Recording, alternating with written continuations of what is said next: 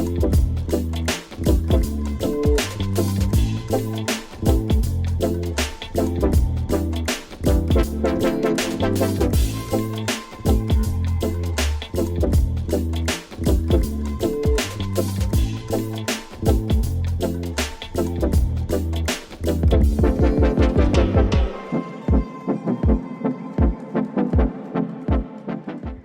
everyone, welcome back to our channel, Jeanette's World. And on today's episode, we are continuing from our previous discussion, which was about identifying your toxic friends. And today we're going to present to you how to deal with them. Toxic friends, relatives, wives, boyfriends, girlfriends, anyone can be in this list. So Bella, thank you so much for being my great friend and supporting me in my channel.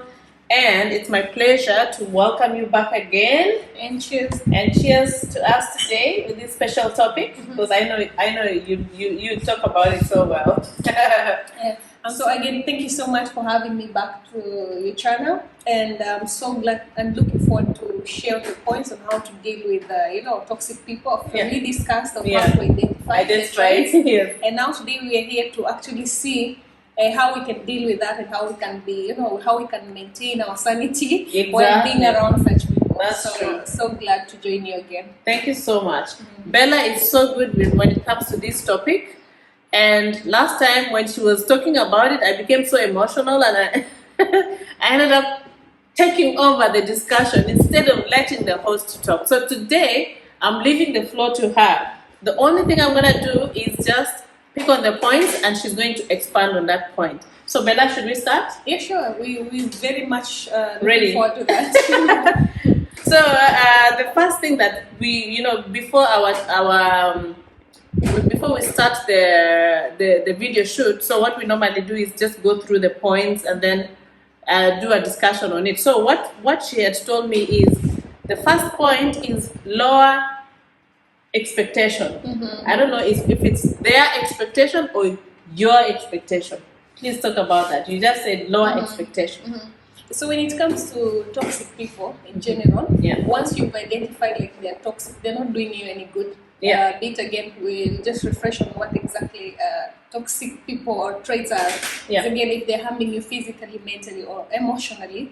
So you have to identify that, and by identifying that, it makes you, or it puts you in a place whereby you know exactly what to expect from them. So you don't expect so much from them. Don't put your 100% like I want this from this person. Yet you know very well this is you've already identified they have 1, 2, 3. And they're not going to give you what you expect. So much better you lower expectation. They will never lower their expectation. It's you to lower, because you need to to come to terms like they will never give you what you're looking for. So sorry, can you repeat that? So you cannot lower. No, they cannot lower the expectation. Their expectation. No. So basically, you have to lower your expectation towards them. For example, what does that mean? Okay, I'll give you an example. Let's say, for example, I don't know if it's a good example. Okay, but again, let's try. This is like if you're expecting a Bugatti from them. Don't.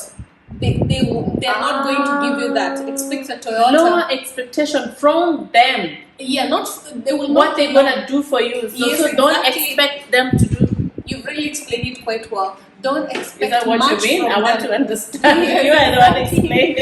Yes, exactly. So basically, just lower what you expect from them. Don't have too much expectations from them, because they always under-deliver. So because they under-deliver, you end up hurting yourself. So instead of just sitting down and thinking they're going to do 1, 2, 3, lower what you expect from them. Wow! Did you guys hear that? So don't expect this guy to take you to the Mars or to the moon, or this person or whoever, and then you end up being hurt yourself. Exactly, because by expecting so much, you'll hurt yourself, because they're not going to give you up to the mark. That's so basically, true. They will under-deliver, because you have so much expectation from them. You're expecting a mere 100%.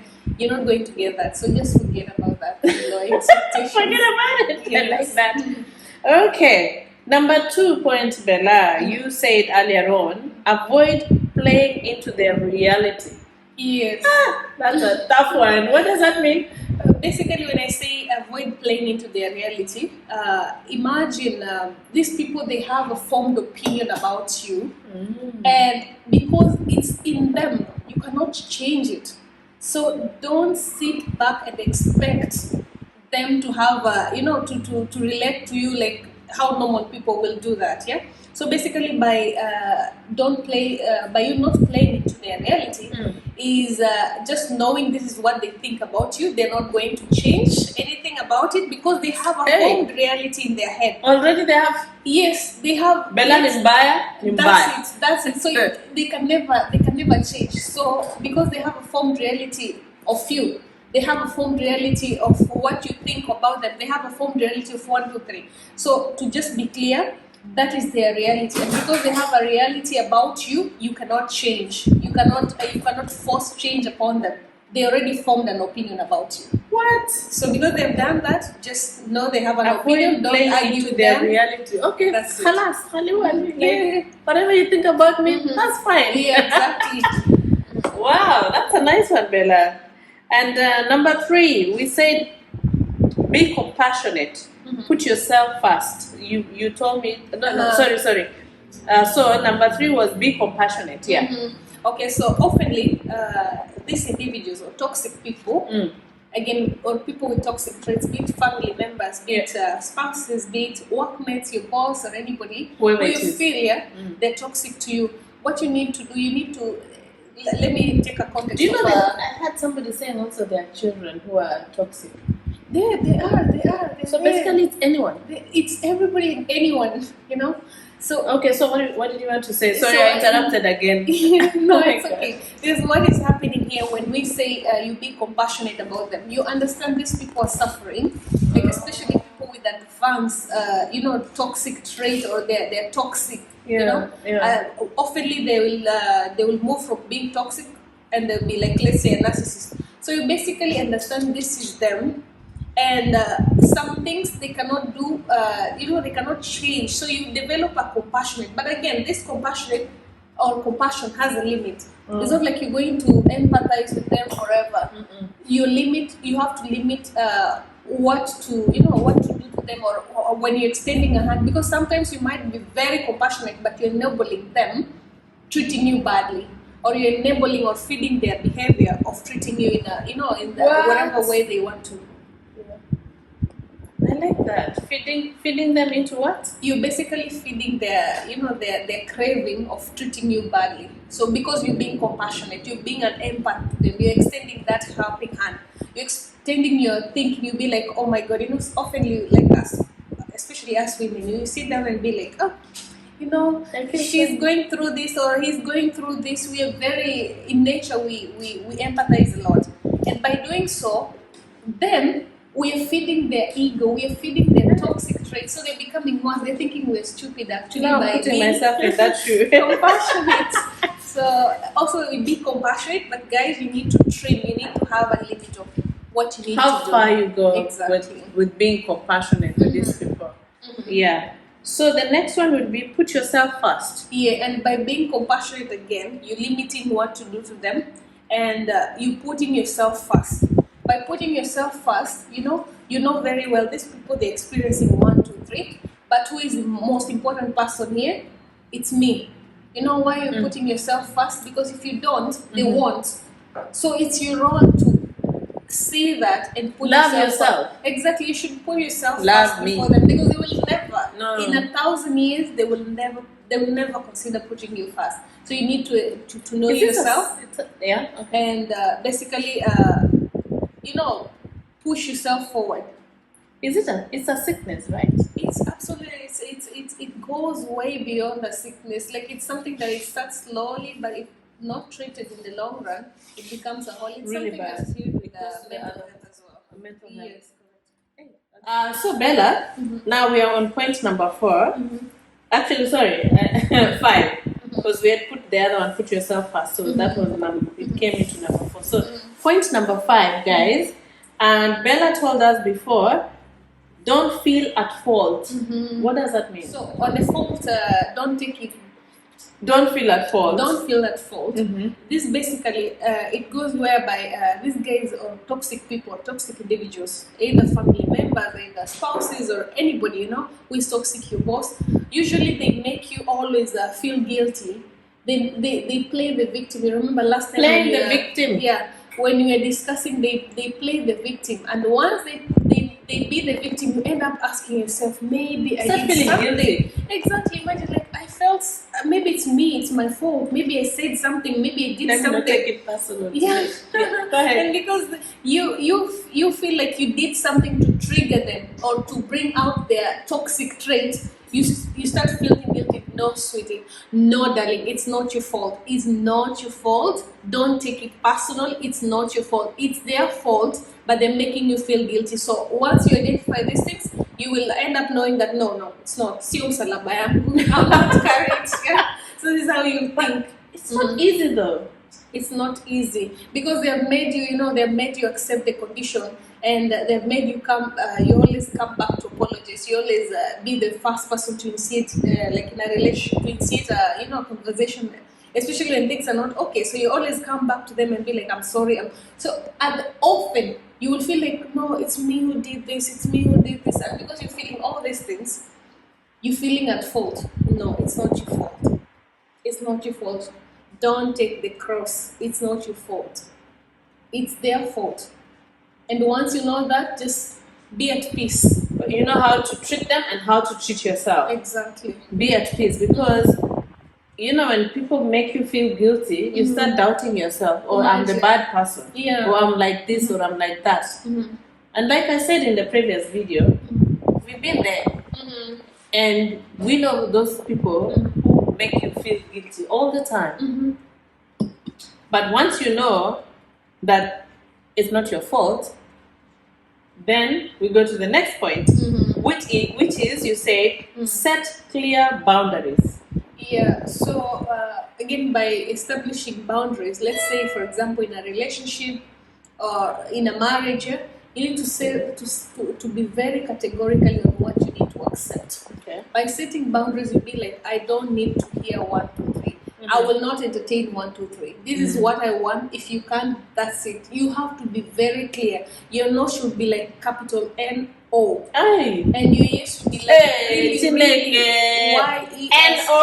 Yeah, like in capital. Because if you don't establish these clear boundaries, they won't respect, they won't see the boundary. Though they don't see it, but once you set the boundary and make it very clear, like like this is the end. So let you set the boundary, stand firm, and mean your no. And don't ever, ever, ever give them a chance to cross over. Because once they've crossed over, they know very well, like you'll never, you just, like you're cold, warm, like your temperatures are, yeah, exactly. Your temperatures are, what is it called, like fluctuating. Fluctuating, yeah? yes. So you have to be very clear. Firm, strong. If you say no, it's a no. And it's if you say yes, it's a yes. Yes. So that's setting clear boundaries. Oh, I like that one. Okay, Bella, we are on point number 7, and you said before that we have to pay attention how they make you feel. What does that mean? Yeah, again, basically on how they make you feel is when you're with these people, or once you've identified the traits in them, like you're putting them aside, like they're toxic, and you've known very well, like these are their traits. You have to, when you're around someone, you feel an aura. You feel this vibration. You feel it completely, but sometimes we always call it like sixth sense. But at the end of the day, instincts. Exactly. We are not paying attention to that. So once you've known, you've established, you know very well these people, they don't mean good to you. You need to really put that in mind, and don't forget. Don't try to don't try actually to give excuse and to brush it or whatever. Sit down and listen to yourself, like, how are they making me feel? How are your spouses making you feel? Are they the right people? Because they can't be making you hell most of the time. And joy is like 10% and the 90% is chaos. or in a day you're just looking for, literally for 1%, the rest of the 99.9% is chaos. How they make you feel matters. How they make you feel, it really matters. You have to really think about that. Let's say after I leave these people, if we were meeting and I feel drained, my energy has been drained, or I just start asking myself questions like, what's going on? I'm not understanding. So is that something to look into? For me, I'll say that is a Ikeshirio in Swahili. Basically, it's a pointer to how they're making you feel. You're not making it so personal, but you're feeling their ambience, you're feeling their mood, you're feeling how they're treating, you're feeling how they're bringing your worst part in front of people. So you don't need to think twice. This is who they are. What they make you feel is very important, and this is what really makes you identify them. Like, hey, when I'm around these people, they never say anything good about me. They're always complaining about me. 99.9% but just to problems. Yes, exactly. So basically, it's how they make you feel. If they make you feel uncomfortable, if they're making you feel less important, if they're making you feel like you're irrelevant in front of people, just know they're not good people. So 100% your feeling is validated in that essence. And by the way, I like when you say your feeling. Usually we ignore the instincts, but it's actually something that you should pay attention to. Just a slight instinct to say, hey, I don't think it's right. Correct. Don't ignore it, right? Don't assume. Often you can assume, but even at the back of your mind when you're doing these things, when you're sitting down, you'll be like, what he just did is not okay.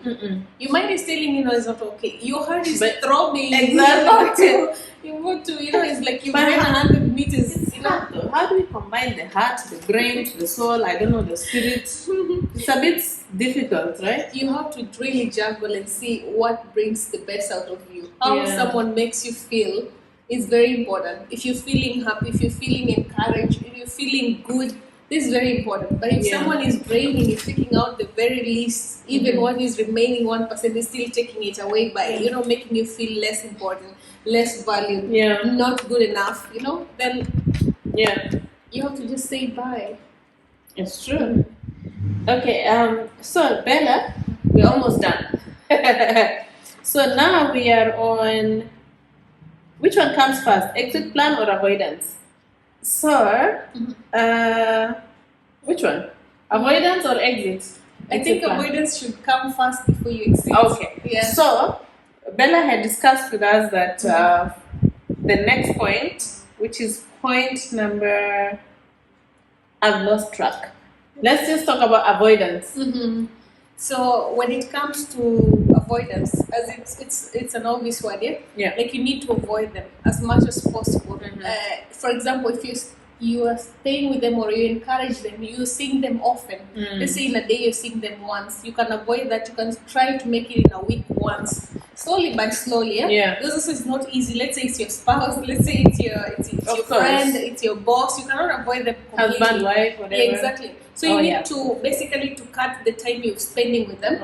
You need to really invest in them less and less and less. So basically you're avoiding them. You're pulling out. If you're giving them 100%, you start pulling it out to 80, to 50, to 20, to 10, and sometimes even to 0, because you need to avoid them at the end of the day.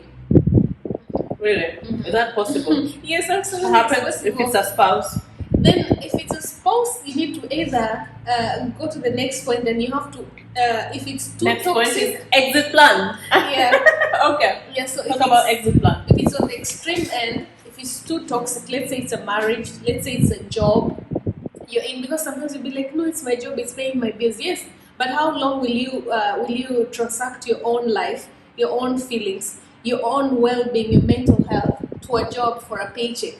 Yes, again, I'm not saying you have to run away from your money. You don't need to run away from your boss. But again, you need to establish, the next exit. Where do I need to go next? Yeah. You can start either looking for another job. You can start either by initiating divorce if it's on the extreme end. I'm saying it's on the extreme end. Like you have no option, and you're dealing with a narcissist in this case. Then you need to really, really plan for your next exit. And once it shows up, you need to just exit. Like go as fast as possible. Don't even look back. Nice. And in this case, again, when I'm saying like exit plan, for example, like let's say it's their spouses, and maybe it's hitting you, it's physical to that extent. This is where you need to exit, and this is where the exit plan. This is where people see it. You be like, oh no, he's been doing this, but once you start getting killed, khalas, and it's something you could have ran away a long time ago. Just go, because if especially is not showing signs to change, just go. Yeah. So then we are on the last and final point. What do you think it is? Encourage help. Yeah, because sometimes again it goes back, if they are spouses, if they are kids, if they are your family members, if they're people you're very close, you cannot run away from your kids. Yeah, you cannot run away from your family forever. You can avoid them, you can exit, but you cannot, keep them at bay completely. Yeah. So what are you going to do? You're going to encourage them to seek help, and this is the most professional help, I guess. And you're talking about professional help because they need to see they have done something wrong. Maybe they have childhood trauma. They are going through a lot of things they have not fixed in the past, so they're bringing it forward, and they don't know how to express them. They don't know how to bring them forward. So basically what they're doing, they're channeling it through, bringing you down because they've been brought down their entire life. So what you need to do, you need to seek help. And it's not late. You can always seek help. And by seeking help is first step, you've accepted like you're at fault. I like that. So once Can you repeat it again? Yeah, by seeking help, basically is accepting that you're at fault. You have a problem. And you have a problem, and you're ready to go through the process of the necessary therapy or people you need to talk to for you to fix. Because again, it comes from within you. Because I can push you to go to therapy. Okay, fine, you're going to therapy, but it's not coming from within you. Yeah. So you need to identify that, and you need to seek help, and you need to take it in, and you need to start practicing whatever you've been told or you've been taught in the process of the course of training you, taking you through the whole thing. So basically you need therapy, you need to speak to people, you need to acknowledge your mistakes and your problems as well. But Bella, staying on that point of encourage help, how do you approach them? Because some of them might not be knowing that they actually have that problem. So how would you approach someone who is toxic, narcissist, and tell them that you have this problem and you need to seek professional help? Wouldn't they go ballistic and go crazy? I find it so hard. Like, I have friends, people, relatives, all this you've mentioned that are toxic, narcissists. And I find it so hard to tell them that, hey, you know what? You need to seek help. All I do is what you said earlier on, avoidance, run or exit plan. Naenda nakimbia na miguu yangu yote. I tried many years back to approach someone, and I tried telling her. It was actually a lady, a friend, because also it happens to ladies. She went ballistic. So it gave me. I got scared of. When I see this kind of people, what I do is, Janet, if I don't call you again, if I don't text you again, just know that you have some toxic traits in you. So I ran away. But again, you cannot run away. For example, let's say the context of a boss, of your work, or it's your spouse in the house. Yeah, you cannot run away from them. So basically, you need to again be compassionate, but this compassion will narrow it down. It's not like you're giving them your whole life and wearing socks and praying for them 100%, even forgetting to pray for your own self. This is what always happens. So what is there? You need to be compassionate, and by being compassionate, you will be able to come down somehow to their level where they can listen to you. And when it's that time, you're encouraging them, men, you need help. For us to go through this marriage, for us to seek 1, 2, 3, we need to go through 1, 2, 3. So are you there or no? So Bella, we are still on that topic of was it encouraging help? Do you have any example you can give us? Like, has it ever happened to you? Oh, this is so personal. I'm scaring her now. It's so personal. If you have, but if you don't, it's fine. Okay, let's say I have let's say your spouse. For example, you're going through, you're noticing 1, 2, 3, and you've established this, it's not going to change, and clearly they have, it's evident, they're kind of toxic, yeah. So what do you need to do? Because it's your spouse, you're not going to up and leave and start packing and go. So you're going to look for, a way of talking to them in a compassionate way, again, to a certain limit, and this is where you encourage them, like, hey, this has been happening and you're not getting to a conclusion, so why should, what's next, So, of course, it's a marriage, let's say, for example, maybe it's a family setting, so you cannot just pack and go and leave your family behind or leave your husband, your wives behind. So what do you need to do? You need to encourage them to go and seek help. Yeah. And by seeking help, by the way, if you want to come to terms with them, you also need to stoop somehow low, not very low, somehow low. By saying stooping low, you have to encourage them by seeking help and you going with them to seek that help. So you're not letting them you need to see a psychiatrist. You need to see a therapist. Go all the way. You need to be there for them. You need to be there either, you need to book like a couple. Because maybe sometimes also they're toxic. Yes, they're toxic. Yeah. And the trait is so evident. It's not like it's a secret. So what do you need to do?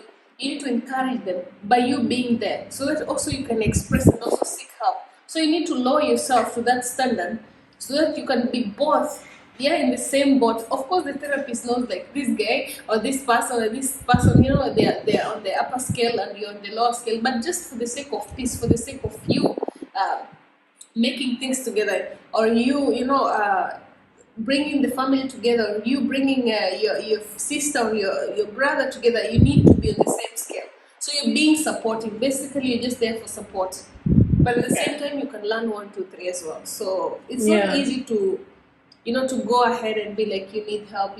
No, we need help. Though you know very well he needs more help. Yeah. Yeah, so it's always on that level. You need to address it. But don't make it like you're eating their head. It's them, them, and not you. Then they'll make be on it a a small percentage about. You have to be clever how you approach this. You have to, because they have formed an opinion about you. They have their own, their own mind about you. So you need to be very clear with this. I'm sorry, Janet is not patient. I just run. I go with my 2 legs and hands. If it has not got it, if it's not your family member, if it's not your spouse, sometimes you have family members, but definitely not going to because sometimes when you try your best to tell them you need help, they start turning against you. This is the thing now. We're going to discuss next, I think, in the next topic. Yeah. We'll be discussing about narcissism. I like when she says that. And the third one is coming. And when you're going to discuss about narcissistic traits, you will learn that narcissists, for example, if you keep accusing them and they don't see any fault in them, at the end of the day, they're going to gaslight you. They're going to stonewall you. Gaslight? They're going to basically it's just giving you the silent treatment. Like, you see the problem is them. So for them, they're acting after you've told them, for example, like, you're causing this, you're the initiator, you're triggering this, you're doing 1, 2, 3. So you know what they're going to do? They're going to keep quiet. Imagine being in a marriage or being in a family whereby your spouse is just quiet. Oh my God. Quiet. You're married but you're lonely. Like, you speak to yourself on the phone or with the dog or with the... So they're going to stonewall you, they're going to gaslight you, they're going to make you feel like you're crazy. So you need to be very careful, because again, most of these toxic traits, narcissists, they have them like 110%, and it's chronic for them. So you need to be very careful how you're approaching them. Narcissistic is from toxic to narcissist. All narcissists, they have all the toxic traits in them. It's in their bone marrow. Yeah, it's in their bone marrow. Wow. It's inbuilt, it's just there, and it's not easy. Like, you'll wake up one day and be like, they need to heal from their childhood trauma, they need to do 1, 2, So it's a long journey, and you must be prepared to be, But does it start from childhood, or it can start along the way? Because sometimes you can be in a relationship and then you start developing. Some they develop along the way, but most toxic people, you know what they're doing? They're trying to put you down because they're already down. It's not like they're up, they're down. So they're trying to put you down so that they feel better or they feel good about themselves. They have nothing to bring forth. So because they have nothing to bring forth, only themselves, nothing besides themselves, nothing is good. So they are trying to play the victim. They are trying to make you feel crazy by gaslighting you. They're trying to make you feel like, oh, it's my fault, because they have nothing important to bring forth, because they don't have this. They don't have this, and they're not sorry for all these people. And by the way, again, we said it's not easy. We can talk about narcissists. We can talk about toxic traits. These things sometimes they're, besides being inborn, these people, especially if they're, people in their 30s, people in their 40s, they are expressing childhood trauma. They've been treated so badly. They've been told no always. So they want to feel a yes from you when you're mature. And they want your yes to be yes. They feel like they're in control because they've never experienced anybody saying it's okay, no, well done. So they're trying to make you feel like you're not good enough the way they were told, to compensate for them to feel good. And by the way, so you mean when they're growing up, they're told well done for something? No, they were never told well done. Okay. They were never encouraged. They were never given love. So they're seeking attention, love, and they will feed on you, and especially they feed on empaths, because you feel like, oh my God, they're just human. That's a problem. I'm such an empath, by the way. Are you the same? Yes, I have. So basically, if you being an empath, you're very good food. Basically, you're delicious. Yeah, that's why I'm a victim to all this. I swear. So basically, that's it. So hopefully next time you are be coming back so that we expound much on. You're tired. Bella never gets tired. Never. Episode. And thank you so much for coming here today. We are doing a video again in our lovely salon. Yeah. SAFFRON. You guys can visit us, SAFFRON Beauty Salon in Basha South, Dubai. We have all the details on the description box. So please, if you want to click on the link, you can find us on Instagram. You will find our contacts. You can call us. And because she's very passionate. Yeah. And what I like about Bella is she's not just a friend. What I like is those friends who are intelligent upstairs. She's very, if you sit down with her, I'm not praising her because she's come to my channel, but I'm just telling you guys, I don't just sit down with people. If I bring somebody to my channel, just know that I have done a due diligence, and I know what they do and what they like and who they are and how they represent themselves. So this girl, I'm going to tell you honestly, in all honesty, intellectual, intelligent, housewife, everything. So, and I'm so blessed to have her as a friend. And I hope we're gonna do more collaboration when we are doing our videos on our channel. So guys, thank you. Shalom. Bye-bye. God bless you. And just by anything you need, you can always reach out. Please watch our video, like and comment if you need to improve on any subject or anything. I would be glad to hear from you, and we'll be happy to see you again. Tuned in the next topic. Subscribe. Subscribe. Subscribe. Say subscribe many times. Subscribe. Thank you. Okay.